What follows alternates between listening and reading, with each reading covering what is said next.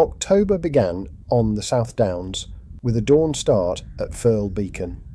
I reached the top before sunrise, hoping for a thick cloud inversion, but the mist stayed light, just enough to soften the hills.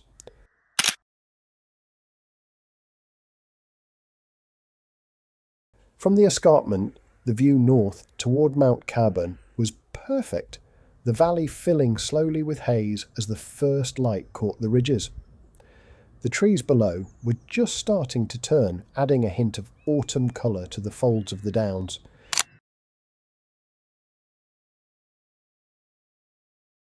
It was quiet still, and worth every step before 6 a.m, the best way to start the month.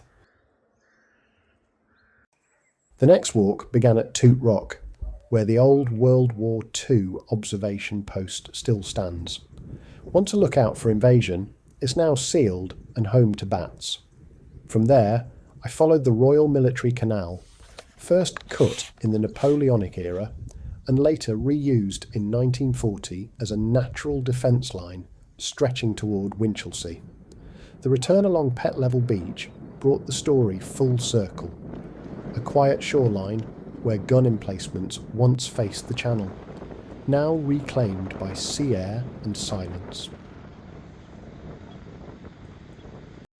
Next was a return to Beckley Wood, hoping to catch the autumn colour, the Fly Agaric, and the main waterfall I'd missed before.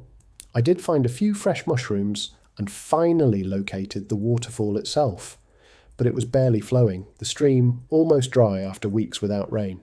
Still, the walk back through the surrounding High Weald countryside was peaceful, full of beech and oak turning gold. I'll be back after a spell of heavy rainfall when the water's running again. Mid-month, I headed to Broadstone Warren in Ashdown Forest, chasing the autumn colours and still hoping to find a good cluster of Fly Agaric. The wide tracks through the beech and pine were glowing in orange light.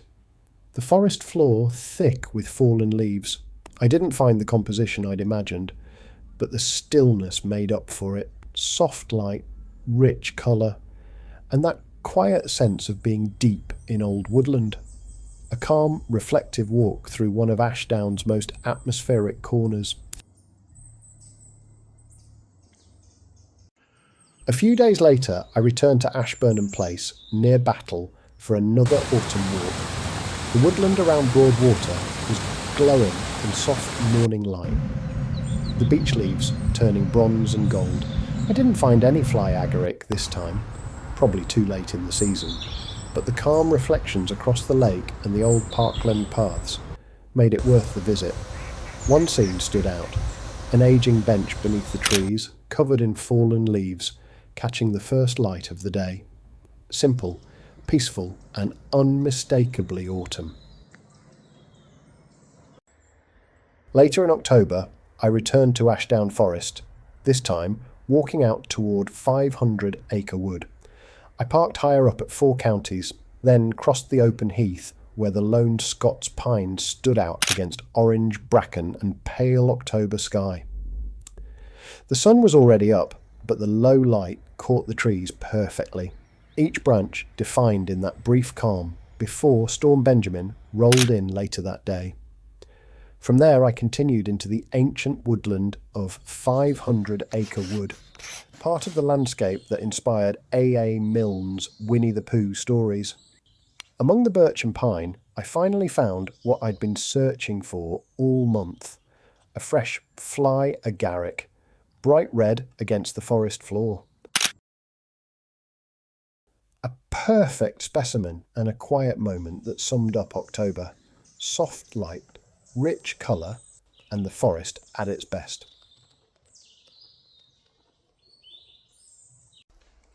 After several days indoors editing, I needed a proper walk, so I set out from Wood's Corner into Deerwood on the High Weald.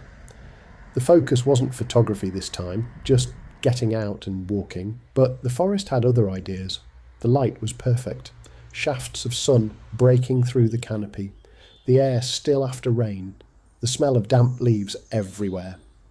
Deeper in, I came across a mature beech tree glowing gold in the backlight. Its leaves shimmering against the darker woodland behind. The forest floor was thick with fallen colour, every step soft and quiet. It reminded me how restorative these walks can be. Sometimes the best images appear when you stop looking for them. From Deerwood, I carried on into Darwell Wood, following the stream through deep beech woodland. It had been a few years since I last walked this route, and after all the recent rain, I could hear water ahead long before I saw it. Hidden among mossy roots and ferns was a small waterfall, spilling over a ledge into a dark pool below. The low light under the canopy was perfect for a long exposure. No filter needed, just a tripod and patience. Even a modest waterfall like this becomes the centrepiece of a scene when framed by autumn colour.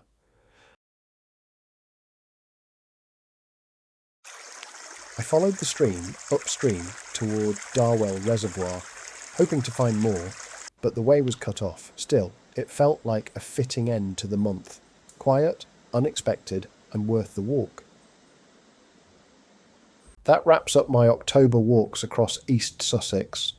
From misty downs to quiet woodland and hidden waterfalls, it's been a month full of colour and calm. As the leaves fall and the light turns colder, November will bring a different mood, starker landscapes, shorter days, and the start of winter photography. Thanks for watching. If you enjoyed this look back at October, please like the video and subscribe to the channel for more Sussex walks and seasonal photography.